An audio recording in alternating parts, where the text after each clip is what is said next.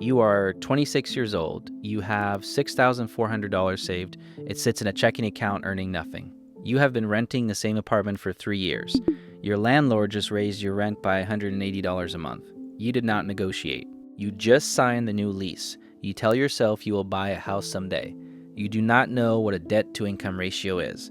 You think you need 20% down to buy anything. You are wrong about all of it, but you do not know that yet. You open YouTube one night and type 3 words, how to invest. Something changes. You are still 26.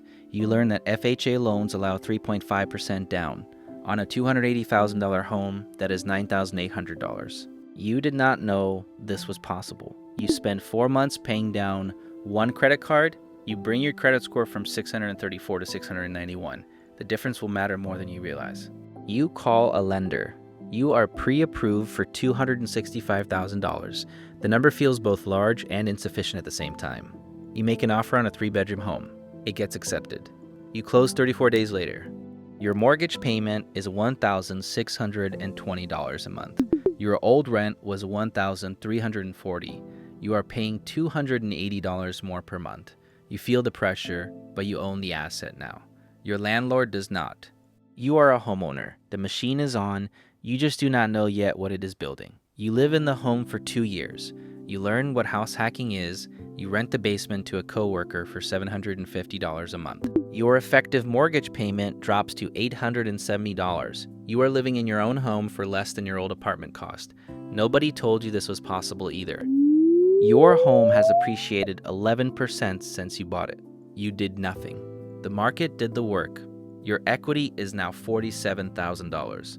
You start reading about the BRRRR strategy: buy, rehab, rent, refinance, repeat. You read it 3 times before it clicks.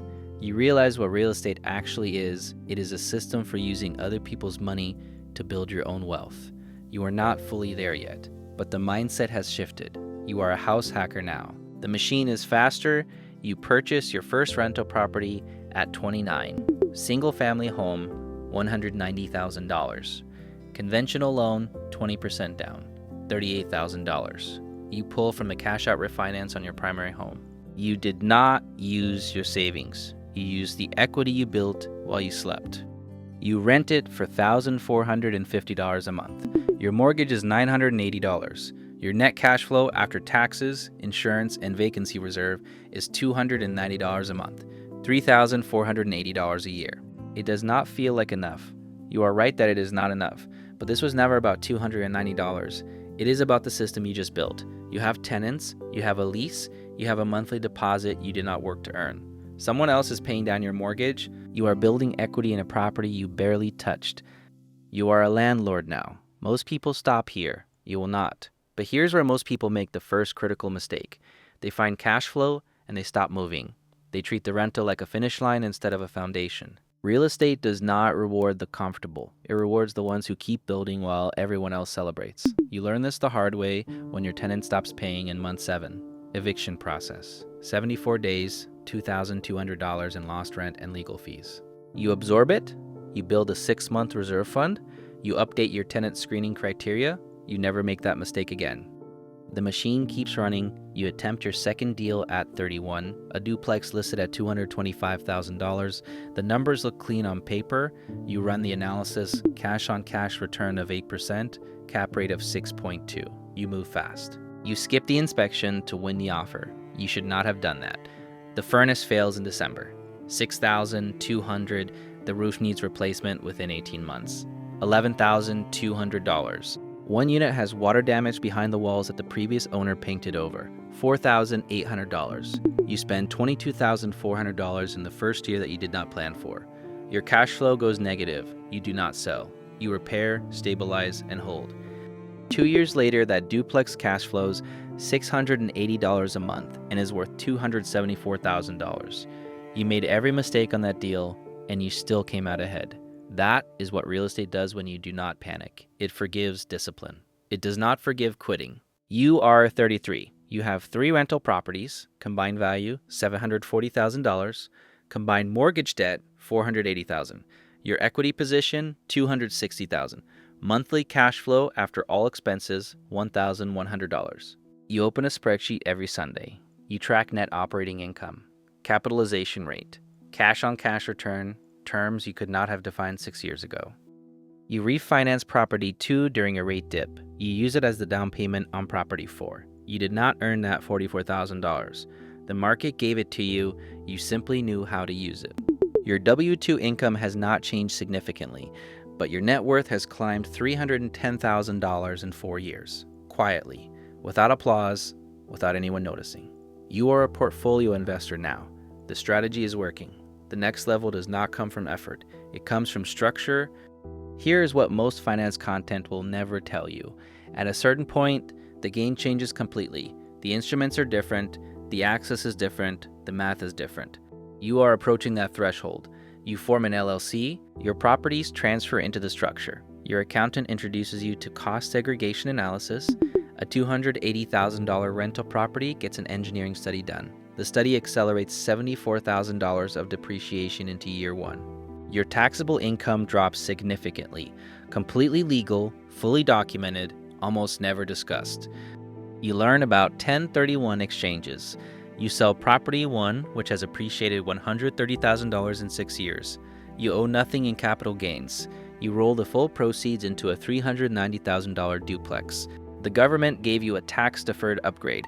You took it. Your effective tax rate on rental income this year is 4%. That is not an accident. That took planning. You are an operator now. The board looks nothing like it did at the beginning. You are 38. Your portfolio has 8 units across 5 properties. Total value, $2.1 million. Debt, $1.3 million.